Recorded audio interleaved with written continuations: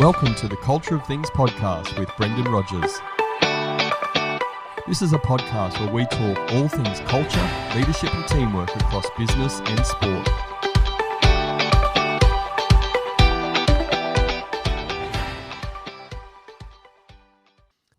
Hello everybody, I'm Brendan Rogers, the host of the Culture of Things podcast. This is episode 36. Today I'm talking with Nathan Gray. Born in Gosford and educated on the Gold Coast, Nathan was a committed, hard-nosed and straight-running inside centre who gave his all for the club, state and country. Nathan played 3 years of first 15 rugby for the Southport School, alongside former Wallaby captains Nathan Sharpe and James Slipper, and represented Australia at under-19 and under-21 levels.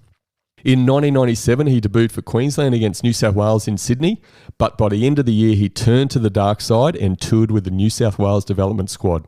Nathan was then offered a New South Wales contract and he joined the Waratahs. Within 7 months of his first Waratahs match, he was in the Wallaby squad and won a debut against Scotland in Sydney. Nathan was a key part of what was the golden era of Australian rugby.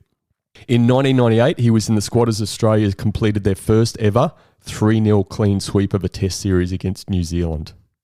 In 1999, he was a member of the World Cup winning squad, and in 2001, he started in each match of the historic 2-1 series victory over the British and Irish Lions.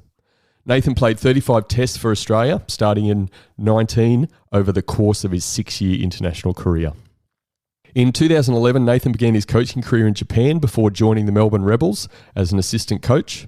He was part of Michael Checker's coaching staff that guided the Waratahs to a maiden Super Rugby Championship in 2014 and was also part of the coaching staff at the Wallabies from 2014 to 2019. He joined the Sunwolves in Japan for the 2020 Super Rugby season in the role as technical director before taking on his current role as high performance national programs coach for Rugby Australia. The focus of our conversation today is culture, leadership and teamwork as a player and coach in rugby union. Nathan, welcome to the Culture of Things podcast. G'day, mate. Always good to be on board. Good to hear your voice. And looking forward to chewing the fat about all things footy and rugby moving forward. Awesome, mate. Look, thank you very much. A few accolades there. You've achieved a lot, both as a player and a coach. What I'd love you to do is just give the listeners a little bit of a story of your journey pre-rugby, even pre-joining TSS, the Southport School. What was life like for Nathan Gray? Yeah, it's quite interesting, Brendan, because I was born on the Central Coast up in Gosford, and then sort of at the young age of 4, my father worked for BP overseas, and he got moved overseas, and so I ended up living in New Guinea, lived in Port Moresby for 3 years, and then he got moved again with work and got moved to Fiji. Moved over to Fiji for 3 years living over there, and those experiences as a young kid, I didn't really realise how valuable they were for helping shape me as a person until I sort of look back reflectively now that I'm a little bit older. Yeah, so I spent a bit of time over there. I've got an older brother and an older sister. They both went to boarding school when we were living in Fiji, and I stayed back with mum and dad because I was too young. So that dynamic of being away from your siblings and whatnot, and I think it sort of shaped me a fair bit. And then, the opportunity to go to boarding school on the Gold Coast, knowing my family history now, that my father never really had the opportunity to get a good education. He was from a broken family, and it was something that he was adamant on, that he sort of provided his kids with an opportunity for a good education that he missed out on. So mum and dad made a lot of sacrifices to send 3 kids to boarding school away from where they were living and working. And that's something that I sort of realised later in life about those sacrifices that you make for your kids. And having my own kids now, you sort of reflect a lot on that. Yeah, that's sort of my story pre going to boarding school on the Gold Coast, where I met a lot of lifelong friends and ended up meeting people like yourself. Mate, I'm sure we will get an opportunity in this episode to talk a little bit about the Southport School and my old school as well, being Nudgee College. There's a healthy rivalry there in these GPS schools, but let's put that to one side for a minute. You touched on your experience as a young fellow living in a different country and how you didn't really realise the opportunity and the benefits of that being so young, and it's only later in life reflections. What are those reflections? What did that experience give you that helped you forge this career in rugby? Oh, I think as a player and as a coach, sort of just the ability to fit into your environment and to make the most out of your environment, no matter what it is.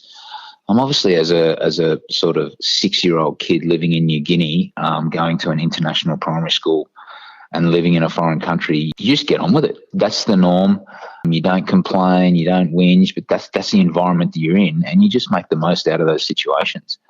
That's something that, is really was embedded in me, at a young age that I didn't really realise until I look back reflectively of how that sort of helped me be able to deal with situations, be self-motivating, find the best out of poor situations or poor scenarios that you're in, and try and be someone who, in terms of your relationships with other people, you have to mould to other people. Other people don't have to conform to what your beliefs are and exactly what you think. You have to have a really good self-awareness and be very empathetic and have an understanding to get along with different people of different cultures and different races and whatnot. So that's definitely something that I've really sort of tapped into. And then obviously growing up and doing some more further study, you kind of realise, wow, those things that you sort of read about and you learn about and the psychological stuff, how important it is. And then those lights go on and I go, wow, yeah, I was experiencing that. I didn't even know that I was going through it.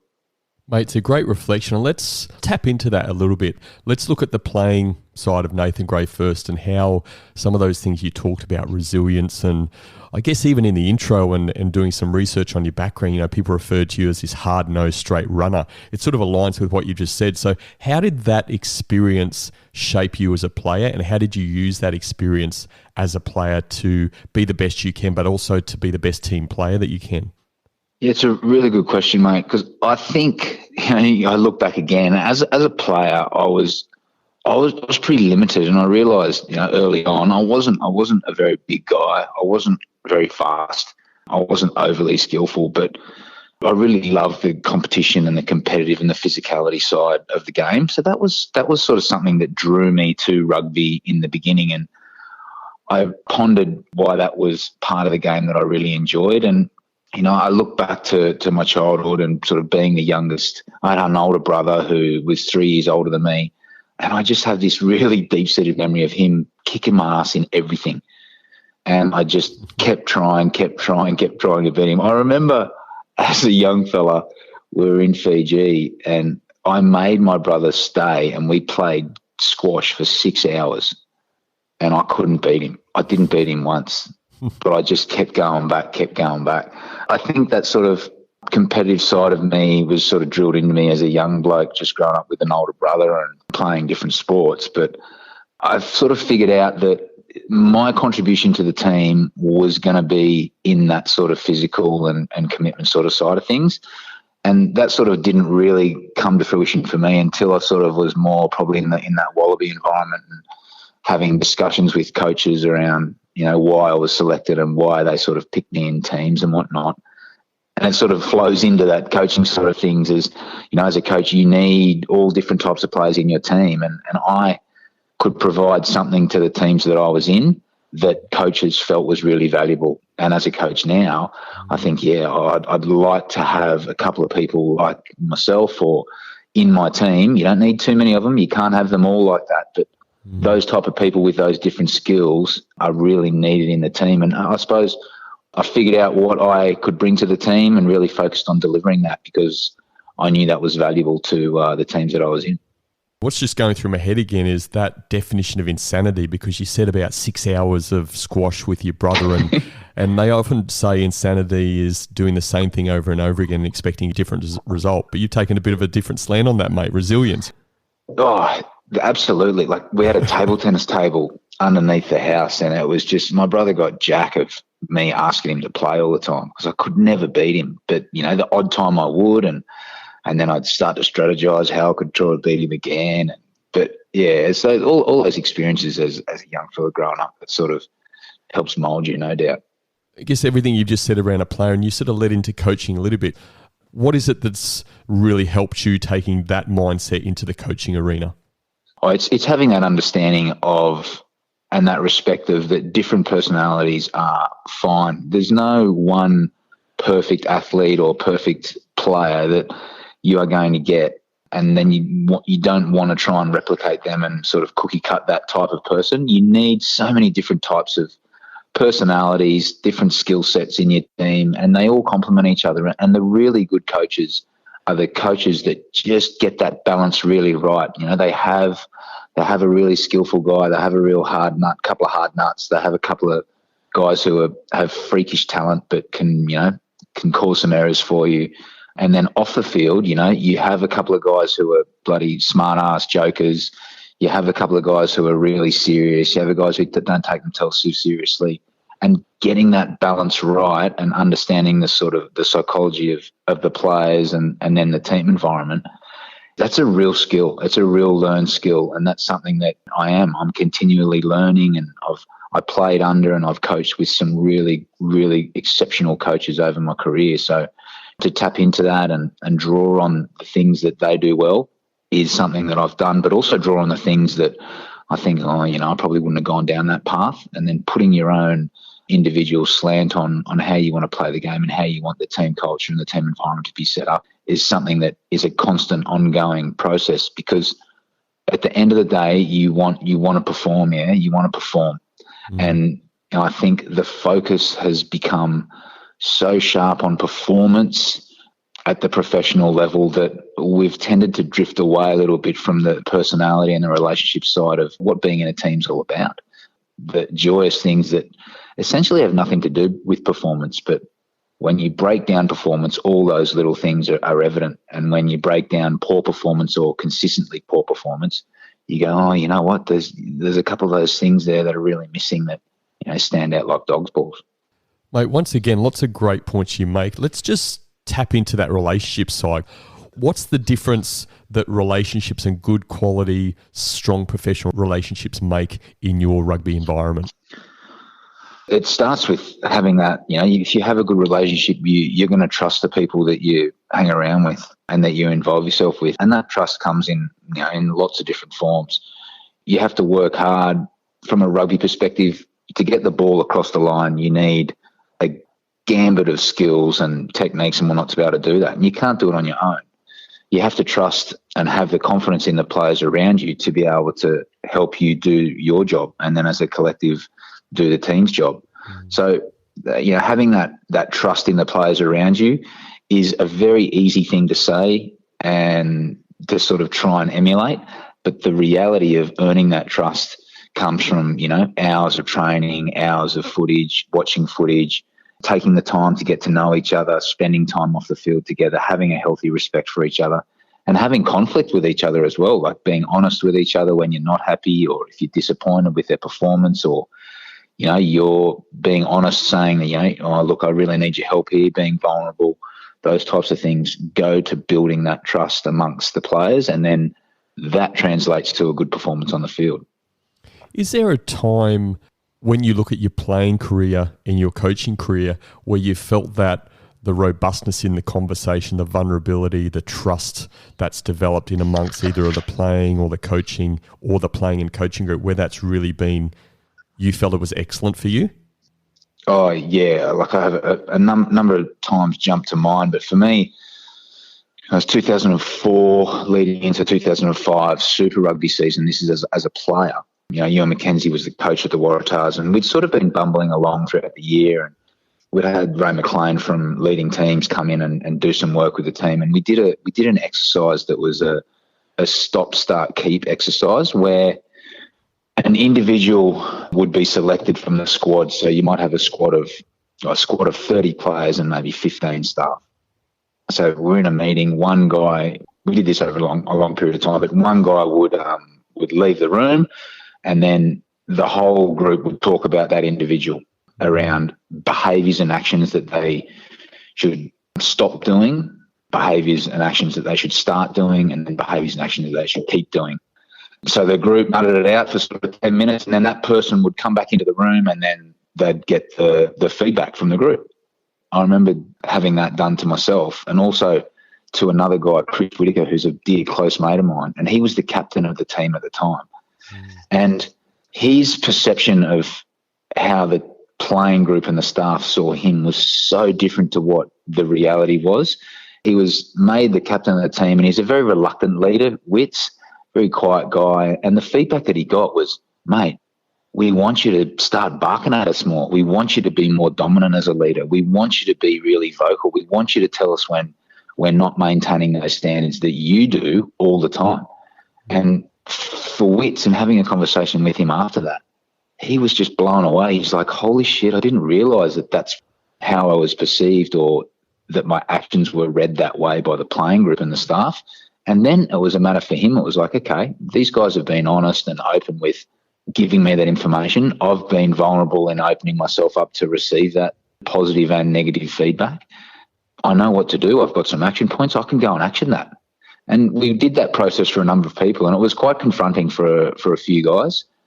But in terms of growth and understanding and building respect amongst one another, it was massive, and it's really stuck with me, mate. What I'd love to know, and I'd love you to share in that, what did you take away from that in the start doing, stop doing, keep doing? I got the feedback of something for me to stop doing was being so hard on my teammates. That was definitely something that I felt I didn't really realise that. I thought I was just being demanding and wanting to get the best out of guys, but the feedback I got was, we love your enthusiasm, we love the way you want to play the game, but everyone isn't the same. And that was going back to what we were talking about earlier, is having that understanding, that respect, and knowledge that your way isn't necessarily the best way, and that other people don't function in the same way that you do. And that's fine. And that's fine. So that was some great learnings from my perspective around, okay, there's lots of different ways to get the same result. The way I might go about my preparation and my performance is different to someone else, but that doesn't mean that it's bad. That just means that it's different, and that we're both getting to the same destination. And that was something that I needed highlighting. Something for me to start doing was taking a bit more of an interest in the younger guys in the squad, coming into the squad and sort of helping them out a little bit. I was at the sort of end of my Super Rugby career then, 2004, 2005, and the young guys were, you kind of come across a little bit intimidating. My perception was, mate, I'm a cruisy. I'm pretty relaxed. I'm laid back. I'm no dramas. And these young guys were going, mate, like, we're worried about when you walk in the room not to look at you.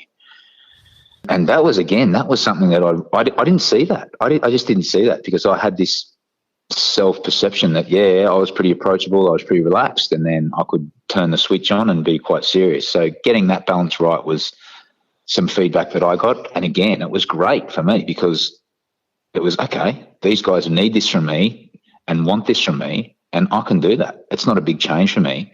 It's just a matter of identifying that and knowing it, and then going out and actioning it. So, that's sort of the two big takeaways that I got from that process. And I've been involved in teams where I've really wanted to do that, and there's been some pushback from other coaches. And to me, that's a red flag in itself, that if you're not willing to sort of go down that path, then maybe you're not willing to hear what the reality and the truth is. Where do you think that pushback lies? What's the root cause of that pushback and what you've seen? Have you nailed that? Mate, I think it's the potential.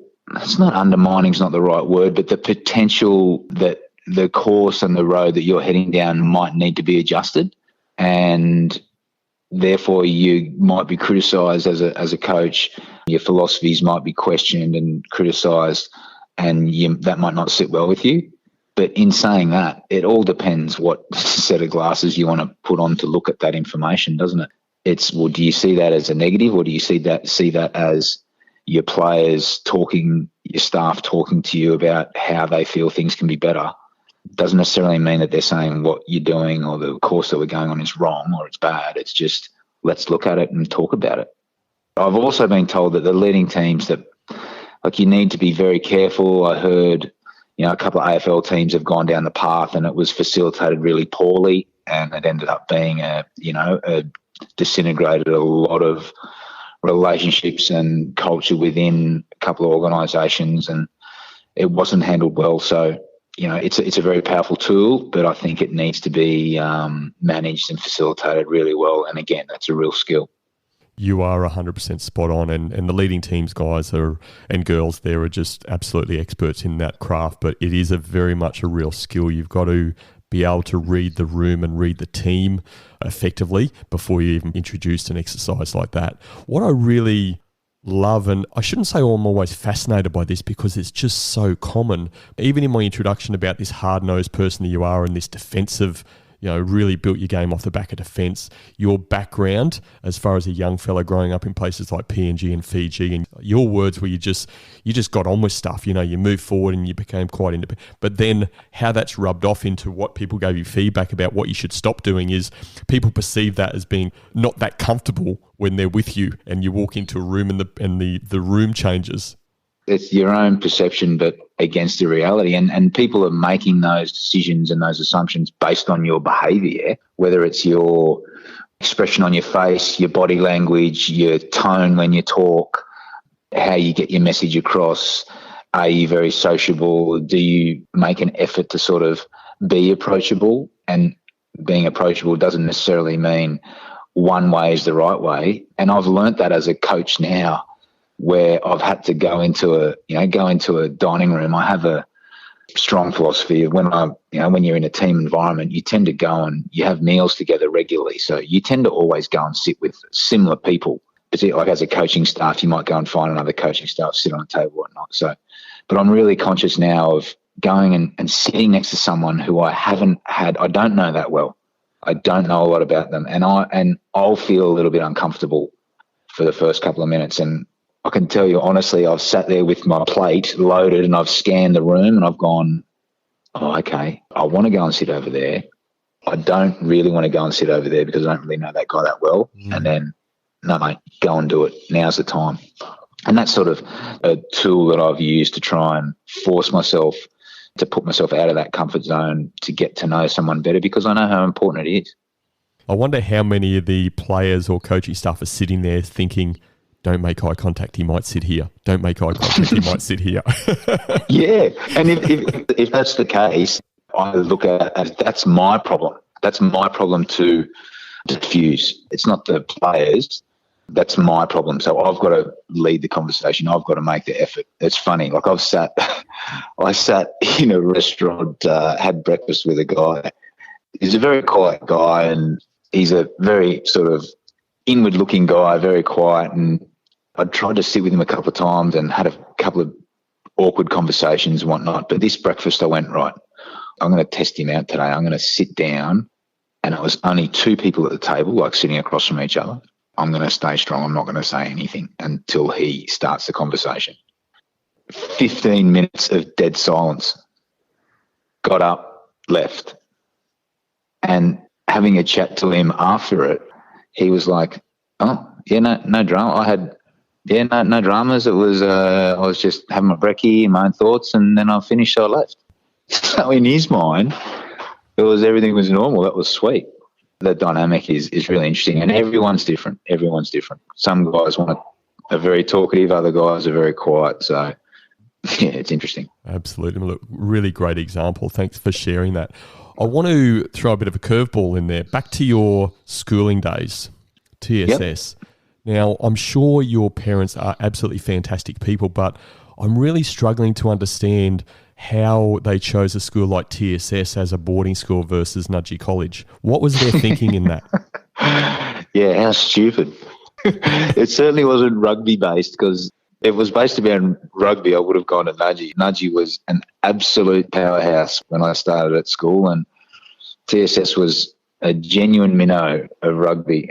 But my father's mum lived on the Gold Coast. She lived at Palmy. That was my dad's only sort of family in Australia. And his sister lived on the Gold Coast as well. So, yeah, that was, my sister went to St Hilda's and my brother went to TSS. Yeah, we just followed. So that's the reasoning why we ended up there. That's a pretty good reason, mate. I understand that. I guess you sort of busted one of the maybe myths that you and I joke about, but this is the first question I want to throw into you around a bit of a trivia pursuit around GPS schools. Which school has won the most rugby premierships in its history? Wow. Which school? I'd have to say I'd have to say probably Nudgee. Well done, mate. Well done. Nudgee College is 42 premierships. Yeah. Do you know how many the Southport School have won? Or who's second? That might be a better one. Who's second? I'm asking the questions here. So 42, I reckon maybe 10? Pretty good, mate. 11. Oh, okay. 11. So Nudgee is almost 4 times better than TSS. That is bullshit, mate. Look, stats do not lie, Nathan. Oh, dear. But look, fair point. Let's move on. But thank you for raising that point about rugby and Nudgee College. I appreciate it. No worries, mate. What I'm really interested in understanding about Nathan Gray, the person, is I've been really fortunate to know and interact with a number of people, generally in the football space, that's my background, that have played a high level and elite level of football. Yep. There's so many of them that they finish their elite playing days, their professional sporting days, and the last thing they want to go into is coaching. They really want to get out of the environment. So you certainly took some time away, obviously, since playing, but then coming back into coaching. What is it that drives Nathan Gray to, you had this great playing career, and now you're developing a really fantastic and solid coaching career? Look, when I was playing, ex-players used to come in and sort of have a chat to the team sometimes, and I was so switched off about that, and I was like, yeah, whatever, and just let us get on with playing, and under a number of different coaches, and they were all good, some bad, some great. And I had no motivation at all to go into coaching, at all. I wanted to go into advertising, and then when I finished in 2005 in Australia, I signed my deal to go to Japan, and part of the deal was I had to coach as well. And at the time, I just went, yeah, no problems, yeah, whatever, I'll coach, And I was very fortunate because Adrian Thompson, who works at Rugby Australia now, he signed as the head coach of the team that I was going to. So there was an Australian head coach, and then I came in as sort of a marquee player, and then I was going to coach as well. And Tomo sort of set up the whole program, and then he just goes, oh, look, mate, you just look after the backs, both attack and defence, and then I'll do a little bit of the defensive stuff, and I'll do all the line out and whatnot. And I jumped into it, and I just found it so intoxicatingly fun and enjoyable, and the ability to just pass on a little bit of information from my experience to these Japanese guys, then seeing them go onto the field, deliver that, and then get their confidence on the field, and then that confidence on the field then translated to off the field as being really good guys. It was something that I thought to myself, man, I've been pretty lucky with the rugby past that I've had from a playing and then being coached by different coaches. I really started to enjoy the coaching side of it from the benefit that it gave the players. That was really my motivation. Or not motivation, it's not the right word. That was the drug that I sort of became addicted to, was seeing the opportunities for players to get better, helping them achieve that, and then witnessing the confidence and the growth in the players and then the team that I was involved in. So, yeah, I have a real strong memory of being over at Cuden, which is where I was, and we were in second division when I arrived there, and there was a game that we played, our final game to get promoted into the top league over there, which is the Super Rugby of Japan. And we played in this stadium in Fukuoka. There was 15,000 people at this game.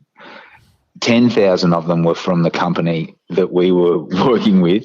We reckon the CEO sent out the memo saying, if you don't go to this game, you're going to be fired. So and just looking around, and we won the game and we got promoted to top league, and just looking around all these Japanese people, all the players, all the staff, and the genuine joy, jubilation that the game had brought to them and the result had brought to them as individuals and then as a company as well was something, I sat back and I sort of looked at it all, and I thought, that's bloody awesome. And it wasn't, as a player playing for the Wallabies, that support that we had was just so good and so consistent. You kind of did take that support a little bit for granted. and you forgot how powerful it was. And just seeing it in a different country, in a small second division team that we were when we first started, it was really intoxicating. And that's what sort of lit the fuse for me around coaching. And I was in Japan and coaching over there, and then Rod McQueen gave me a call at the end of 2010, and he said, "Mate, I'm going to be the head coach, and I'm setting up the Melbourne Rebels, which is going to be a new Super Rugby side coming in, blah, blah, blah. Would you be interested in putting your hat in the ring to come over and be a coach?" And I was, wow. I thought, yeah, okay, no dramas. Did my presentation, put my hat in the ring, and then next thing I know, I was lucky enough to get the gig and then moved the family back to Melbourne and, yeah, started there in a side that I was really excited to be a part of because, you know, it was new and you could really put your stamp on it. And, you know, I still have great memories and friends in Melbourne from that time of setting it up. And again, just highlights to me the beauty of our game and how good the relationships are and the people involved in it are. So, yeah, the only problem is if I find out they're from Nudgee, that they sort of drop down a few rungs on the ladder. Mate, I've got another question for you, but as soon as you've raised that again, what I'd like to do is just ask you another Trivial Pursuit GPS question. And that is, out of the two schools, St. Joseph's Nudgee College and the Southport School, which has won the most basketball premierships? Oh, who cares? TSS has won the most basketball. They're very strong basketball. Unfortunately not. TSS has won 3 premierships and St. Joseph's Nudgee College has won 7 basketball premierships. More than twice as good. We are only a little bit more than twice as good in basketball. Wow. Getting back to the main topic, what I'm also really interested in, that's a really fantastic example of the coaching experience and that euphoria around that, and more what I heard through your voice was actually the pleasure that you had in helping that team. It wasn't about you, it was about the team. How has that started to shape you as a coach, and what does that legacy look for you as a coach moving forward? It's an interesting one because that ability to extract the best out of people and get them to be their best is something that is hard to do. And, you know, obviously the success of Australian rugby in the last sort of 10 years, it hasn't been great. But, you know, it's all about, you know, you're very self-reflective on how you can do things better, how you can improve what you've been doing, how you can get more out of the players, how you can get them to understand the importance of some key things around the game that they need to get better at. That sort of search for that continual learning is something that I'm very, very interested in and sort of diving into at the moment around how can we get more and be better at what we're doing. And that sort of search for doing that, and that, I suppose from a legacy perspective, I'd love for someone to have a conversation with a player 10 years after they've retired and they're talking about footy and you get mentioned as someone who, you know, they enjoyed being in the environment with, they learned from, they got a new appreciation or a different appreciation for the game. That would be something that I'd be very proud of in terms of knowing that was happening. Like 2015, I had Adam Ashley Cooper at the end of the World Cup. We were sitting down having a few beers and he's like, mate, the last couple of years, I really enjoyed working with you. And I'm thinking I might go and become a defence coach. And I thought to myself, you know what? I've had some input to that kid or that young man, and that's awesome. If he thinks that he, you know, has enjoyed and experienced the coaching that I've been involved in and in the team environment, and he wants to sort of take that on as something where he feels as though he could give back, that's something that, you know, that I was sort of certainly very proud of and chuffed at to hear at the time. That's what I'd like to sort of be in terms from a legacy perspective is, you know, that you're an honest person, you made a difference, you lit a spark in someone and created that enjoyment of the game, and the relationship that you have with them was something that's memorable and that they'll hang on to for a long period of time. Given that the coaching is where it sits for you now, and I imagine at some point you will be a head coach, I think that's where you want to go. Yeah. What are the leadership qualities based on your own experiences, your own qualities, the qualities you've seen in leaders that you've played under? What are those leadership qualities that you value for maybe future leaders of a team that you're head coach of? First and foremost, you've got to have a really good understanding of what your strengths are and what your weaknesses are, both from a rugby knowledge perspective, but also from a personality perspective. And I've learned that from sort of observing and being involved in other coaches. You know, you look at coaches that I've been coached by. You know, Bob Dwyer was someone who, a World Cup winning coach who was a wealth of knowledge on every aspect of the game.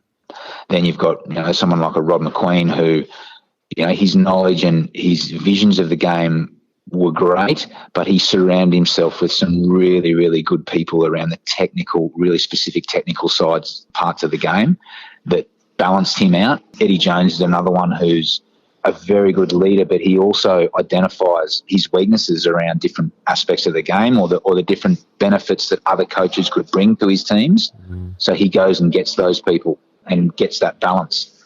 Working with Czech, he identified that, you know, it was interesting because he identified in me, he sort of said to me, he goes, mate, I'm a Lebanese immigrant who's come to Australia and I'm coaching the Wallabies. Like, what connection have I bloody got with the Wallabies?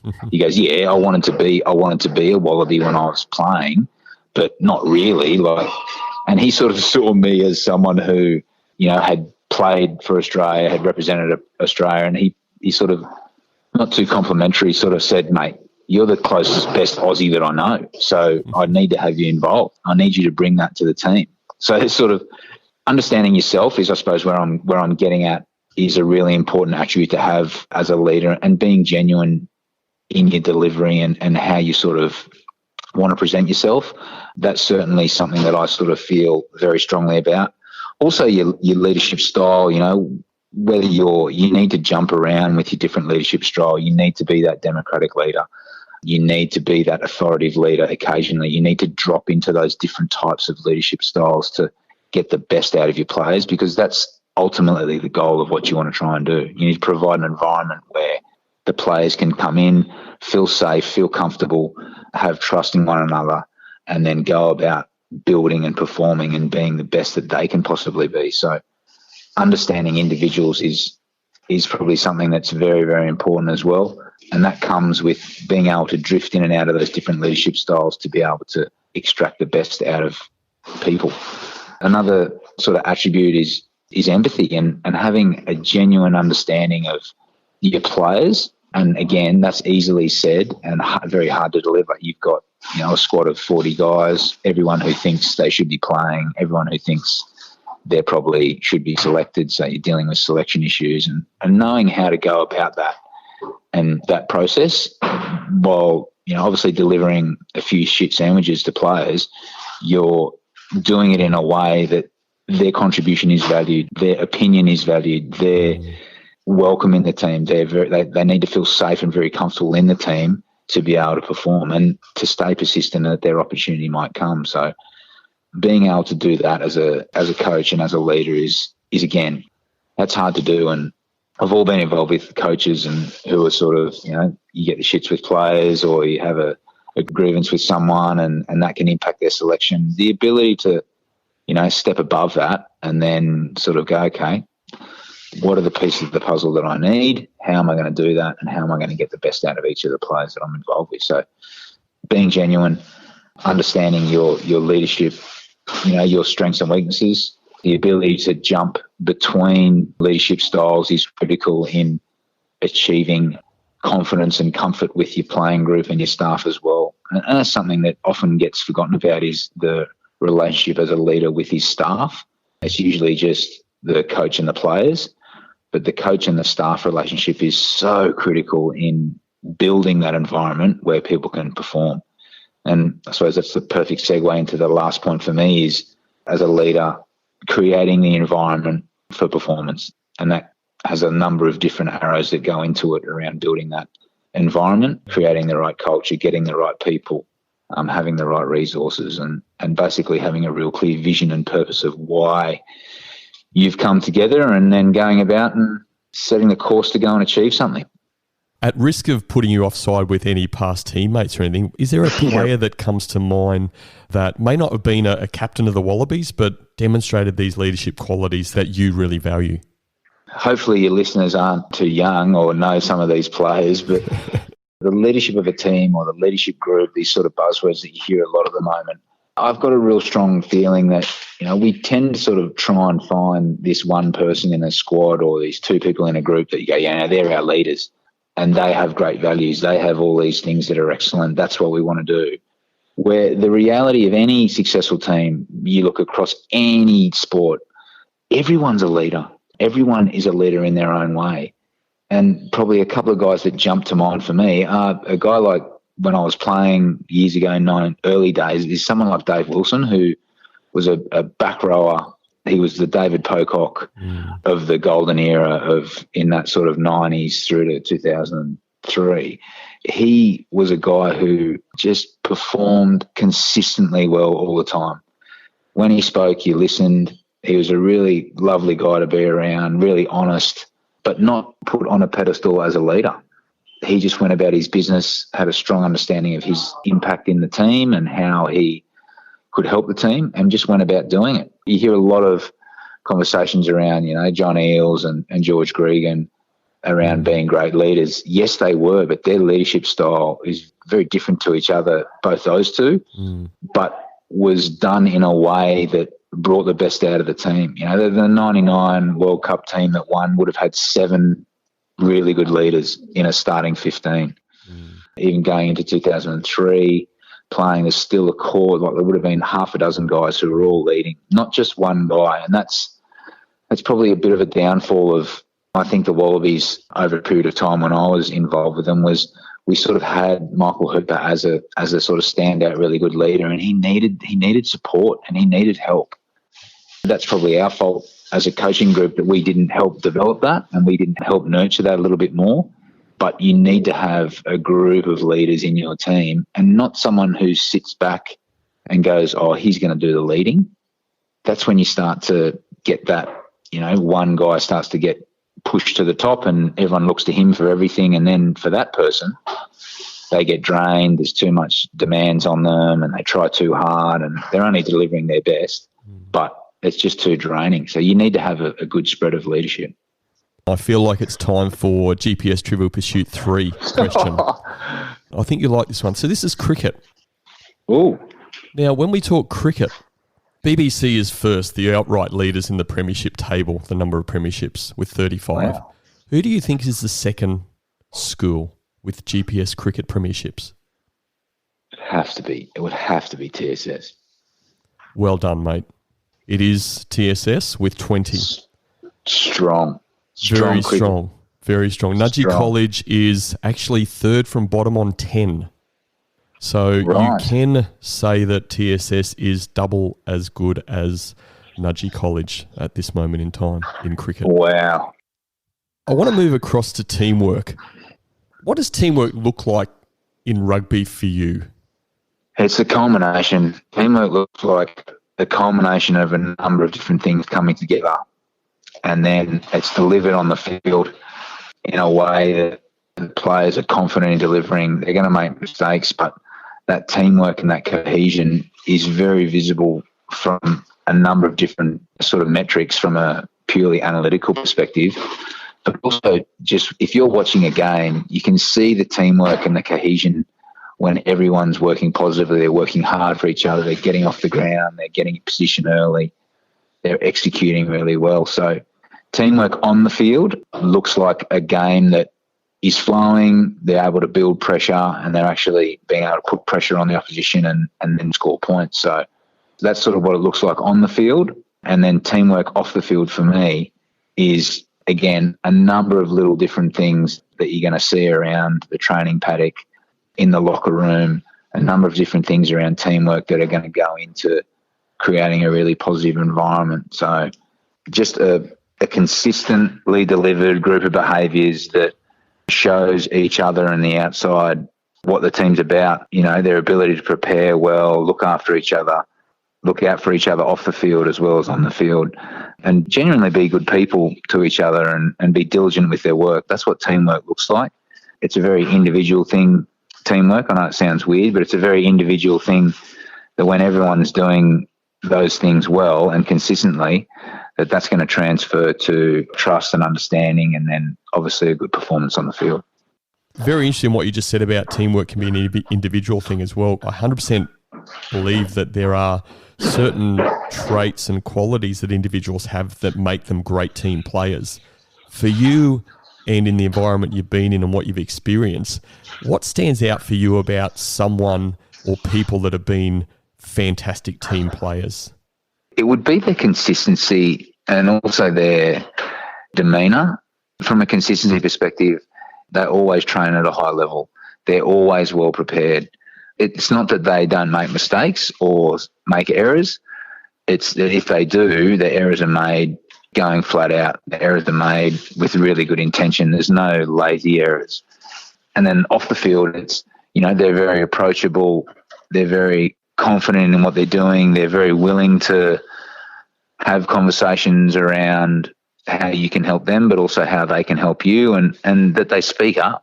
They voice their opinions. They let someone know if they're not happy. But conversely, they'll also show gratitude.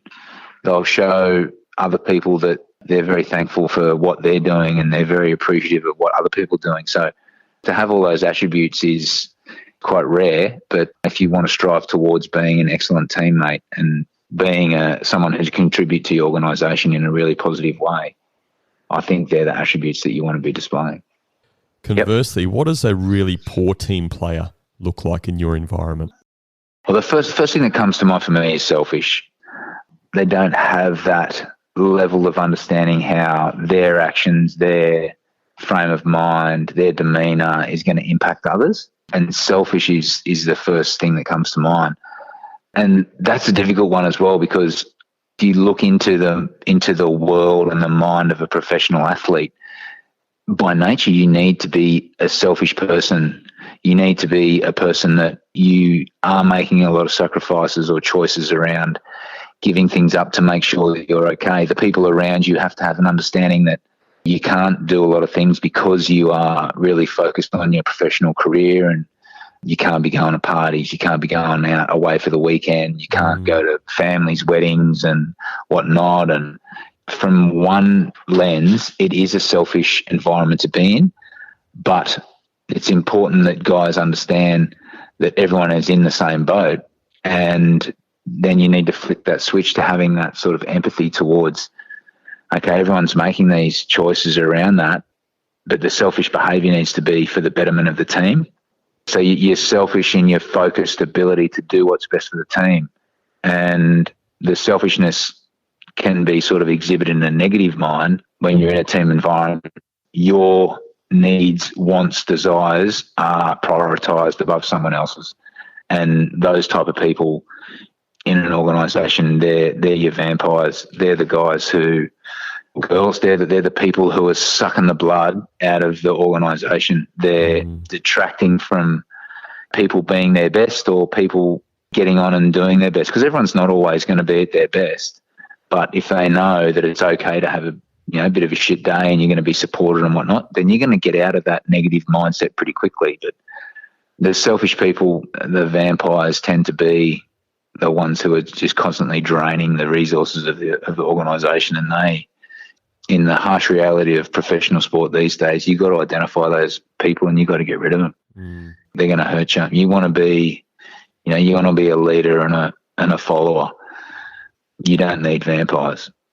In your coaching experience so far, have you had that? And again, I'm not about sort of naming people specifically, but where that's sort of come about and even how you've helped deal with that or how you've had to deal with it. Yeah, I think, hindsight's always 20/20, but a really good learning from my perspective was Israel. And it's quite, look, it's not really controversial. It's just the way it is. But Israel Folau and his beliefs and his stance, which became very public. He was in the team environment for 5 years. And to think that didn't have some sort of erosive impact in the team is probably a little bit naive. But as coaches at the time, we couldn't really see that. We were sort of seeing his performances, his application to training, his ability to help other teammates and that as being excellent. But under the surface, clearly there was something that was going on, and to think that players weren't significantly impacted by that is just crazy. So It's a really interesting point because, you have someone like him who's a world-class player in your organisation, yet still there's some erosive features going on in that you're not really sure about, that you can't really put your finger on, that are eroding the quality of the team and the culture that you're trying to create. So, yeah, he's someone who really jumps to mind around that. And I just find that I look back openly and honestly and I go, yeah, we really, really missed that as a coaching group. And then that significantly impacted our ability to get the best out of the team, no doubt. I know you've been dying to talk rowing for our next Trivia Pursuit question. So let me ask you this question. Out of the Southport School and Nudgee College, which has the best win ratio in the head of river with GPS rowing? That is, you are moving the goalpost, my friend. The best ratio. That is absolute rubbish because Nudgee only started rowing a couple of years ago. Please answer the question. I'm still saying Southport has a higher ratio. Unfortunately, that's a wrong answer, Nathan. As you indicated, Nudgee did only join the head of river competition and the rowing competition in 2002 and has since won 9 heads of river. The Southport School has won 21 overall, but they started in 1918. So St. Joseph's Nudgee College ratio in rowing as far as wins head of river is far superior than the Southport School. Wow. I want to move into culture of rugby. There's that famous book, Legacy, which is all around the All Blacks. For many years, I guess you can say that the culture in Australian rugby, and I think, unfortunately, that's probably been just a measure of results on the field. But what is this rugby culture that the All Blacks have, and how does that seem to differ from so many other teams in the world? Like a lot of cultures, it's a product of the environment and it's unique, yeah? So trying to compare a New Zealand rugby culture to an Australian rugby culture to an English rugby culture is very different around their environments. Look at New Zealand as a country. From a sporting comparison, for the amount of people that they have, they're extremely successful across a number of different sports. You got netball and rugby are probably the two biggest. But from a participation perspective, rugby over there is light years ahead of any other sport available. Any other sport available. And then you look at even over in the UK where you have soccer or football, and then you've got rugby from males and more so much now into females as being the two major competitors for athletes. And then again, football probably has the upper hand there. And you go to Australia where we have rugby, we've got rugby league, we've got AFL, we've got football. The draw and the competition for athletes in Australia is not matched anywhere else in the world. And that's just the dynamic of where we are. That's just the reality. That's not an excuse or a one comparison to the other. It's just that's the reality of where we're at. So trying to create and draw the best possible talent into your sport is not an issue, but it's something that New Zealand doesn't have to deal with that we do. And in saying that, even when we get a hold of players and when they come into the rugby fraternity or into that rugby environment, there's so many great values that are instilled in people involved in rugby from a very young age, like junior clubs, men's and women's clubs. You look at all the different competitions around Australia, and junior rugby and rugby in itself is really thriving. And the performance of the national team is critical, yeah. And we haven't had that. We haven't had that success. We haven't had that consistent success for a few years. But again, you look at the lens that you look at that through. Look, we've played in the World Cup final in 2015. Yeah, we got beaten in the World Cup final in 2015. We've beaten New Zealand on a number of occasions between 15 and 19. You know, a number of times played really well, just lost. A few times we've been beaten consistently. We've been beaten. We haven't had the Bledisloe Cup for 18 years, but you need to win a majority of games to win that thing back. But it's not like we can't beat them or they haven't been beaten. So it's all depends on the lens that you look through. I think the rugby culture in Australia is really healthy. The relationships of people that I speak to and their desire for the national team to do well is overwhelmingly really positive. The friends that we've got at young ages of families who are coming into rugby are just so buoyed by the type of people and the relationships and the welcoming nature of what our game offers. And the fact that it is a global game is something that is truly unique to rugby. So I think that having a look at that broader culture of rugby in Australia is really healthy. And then if you narrow it right down to the culture of the Wallabies, and I've had a real intricate knowledge of that, it's something that is a real work on for us. When I first came into the Wallaby environment in 2014 with Michael Checker, we adopted a Wallaby side that was under sort of Ewan McKenzie. 2014, Ewan McKenzie resigned from the Wallaby role after the rugby championships, and then the Wallabies were to leave on a spring tour, 5 weeks to the UK, in 2 weeks, and they had no Wallaby coach. There was no coach. So they essentially asked Michael Checker if he'd do the job, and he was super happy to do that, and then asked if we'd come along. And sort of on that trip, we sort of discovered that, you know, the guys sort of didn't really have a great deal of purpose in what they were doing and a really clear understanding of why they were trying to do what they were trying to do. So Czech went about creating an identity piece where the players could be really honoured and could tie themselves to that identity piece. And that was something that was very instrumental in the success of what we had going through 15, sort of 16. And the ability for us to evolve that culture from there after getting that success is something that I've certainly learned as a coach that's really important to do as a coach, is to evolve the culture of your team. You can't rely on something that's worked really well one year and then think that it's going to work the next. You don't have to change it drastically, but you do have to evolve. And that's something where I think we haven't done that quite well enough. And from having conversations with guys in the Wallaby environment now, that Dave Rennie coming on board with the new coaching staff has been able to sort of reignite that and start to evolve that culture within that Australian team. So you're in the know. We're outsiders looking in. Yeah. I guess we only see and hear what the media allows us to see and hear. Yeah. If there was one thing that you would change or adapt or whatever that word is within the Wallabies today to help really create solid foundations and this cultivation and evolution of culture, what would that be for you? Oh, for me, it's the identification and the application of aggression and intimidation in the game. It's something that was very much taken for granted during successful periods, and I think it's drifted away a lot from the Australian game. It's not from a lack of trying. I think it's just we need to maybe re-educate our players around the aggressive side of the game, the intimidation side of the game, and how important that is to allowing you to do what you need to do to perform really well. And that aggression and that intimidation is not a legal play. It's not foul play. It's just being really excited and up for the contest and understanding how important it is to be physically dominant over your opposition.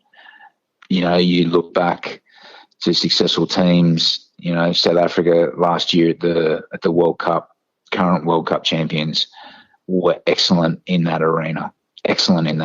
You know, England are getting very good in that part of the game around, you know, their abilities to do that. You see when the New Zealanders are very consistent in delivering that. You know, Australia, when they get it right, we beat anyone. It's the consistency of delivering that. So that's probably one thing that I would love to just get a big fat syringe and inject it into everyone. We've probably got time for maybe 2 more GPS Trivial Pursuit questions. Let's talk football, because you mentioned football. What GPS school heads the list of football premierships? Oh, I'm going to go with, I don't know much about football at GPS schools. I'm going to go maybe Brisbane Grammar. Mate, I'm really surprised with your answer, because there only can be one answer. It's St. Joseph's Nudgee College with 9 wins. Do you know how many the Southport School have? Oh, they'd have a couple. 3? 3, well done. So we are only 3 times as good again. At soccer. At soccer, yes. Wow. Yes. Mate, what does the next part of Nathan Gray's life in the coaching arena look like? Where do you want it to go, and what's the impact you want to have? Yeah, for me, it's an opportunity to head up a program somewhere and head coach. Potentially, that the opportunity might arise with the under-20s, with the Australian under-20s, with the junior side, of which I'm super excited about. The ability to, all the things that we've sort of spoken about that I really love about coaching is the ability to pass on knowledge and motivate and be involved in a team, trying to be the best they possibly can, is something that I'm really looking forward to. And, knowing that those players are going to progress through to the Wallabies and be the ultimate players for Australia is something that I find really exciting to be involved in. So you can see, the current crop of Wallabies that are playing. There's a number of those guys who played in the under-20s last year, in the last couple of years. So that pathway there for players is very clear, and getting that pathway right is really important, because if you can get that right, then they're going to go into that Wallaby environment and can slot in and can perform straight away. Fantastic, mate. One more trivial pursuit question. Out of swimming, tennis and track and field, which school, Nudgee College or TSS, has the most number of aggregated wins in premierships? I'm going to have to go with Nudgee College. Well done. Absolutely correct. Nudgee leads TSS on all three of those tables. Really? Just so you're aware. What a sporting institution. You said it. Mate, how can our listeners get hold of you? You can get a hold of us at nathan.gray@rugby.com, and more than happy to chew the fat, swap ideas, and yeah. I would just want to say, mate, you've been a great sport on the show today. I really appreciate your comments, your experience both as a player and as a coach. It was fantastic to meet you through, Joey Peters and the GPL stuff that she's doing. I think it's really exciting, your mindset as a leader, but also as a former player and a future, or a coach today, but certainly a future coach of potentially the Wallabies into the future. Really exciting stuff, mate. So well done on what you're doing. Well done on your mindset. Thank you for being a guest on the Culture Things podcast today. No worries, Brennan. Really appreciate it, and thanks for your time. And yeah, to all listeners out there, the culture of things is where it's at. So thanks for having me on board. Absolute pleasure, mate. Thank you. And before we do go, I have time for one final GPS Trivial Pursuit question. Out of chess and debating, which school, Nudgee College or TSS, has won more premierships? TSS, because they're more astute. So I'm thinking of chess, using the mind, and what was the other one? Chess and debating.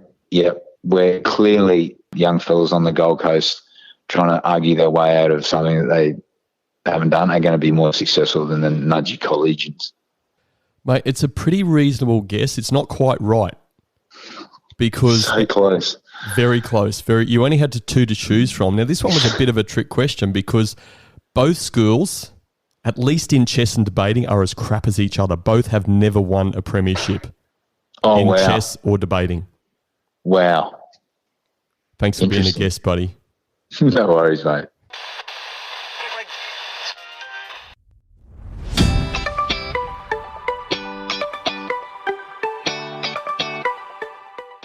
So much of what Nathan shared involved looking at himself and what impact he had individually or as part of the team, whether that be as a player or coach.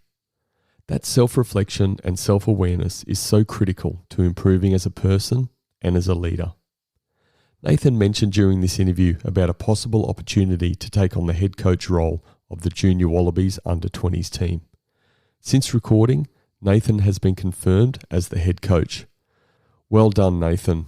Based on your mindset around culture, leadership and teamwork, Rugby Australia and the Junior Wallabies are very lucky to have you on board.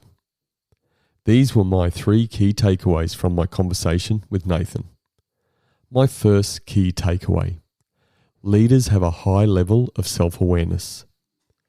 They understand their own strengths and weaknesses and how to leverage these for the betterment of the team. They are aware of the impact their actions and behaviours have on the team, and they create opportunities for feedback to continue to gain a better understanding of how people perceive them. This helps drive their high level of self-awareness. My second key takeaway: leaders are passionate about helping people improve. They love searching for opportunities to help people get better. They love helping people perform at their best. And they love motivating people to be their best. Helping people improve is the fuel that powers all great leaders. My third key takeaway: keep the great team players and get rid of the vampires. If you want to build an A-grade team, you have to develop A-grade players and get rid of the C-grade players. The difference between a potential A-grade player and definite C-grade player is their behaviours. Like a vampire, a person with the wrong behaviours will suck the blood out of a team and organisation. Get rid of the vampires quickly, allowing you to put your time into developing the great team players. So in summary, my 3 key takeaways were: leaders have a high level of self-awareness. Leaders are passionate about helping people improve. And keep the great team players and get rid of the vampires. Before I go, I wanted to give a shout out to a friend and ex-work colleague, Gary Wotherspoon. He's a champion bloke who I learned a lot from in my days in the corporate world. Gaz, I want to say thank you for listening and thank you for your help and support over the years. It means a lot. If you have any questions or feedback about this episode, please feel free to send me a message at brendan@brendanrogers.com.au. Thank you for listening. Stay safe. Until next time. Thank you for listening to the Culture of Things podcast with Brendan Rogers. Please visit brendanrogers.com.au to access the show notes. If you love the Culture of Things podcast, please subscribe, rate and give a review on Apple Podcasts. And remember, a healthy culture is your competitive advantage.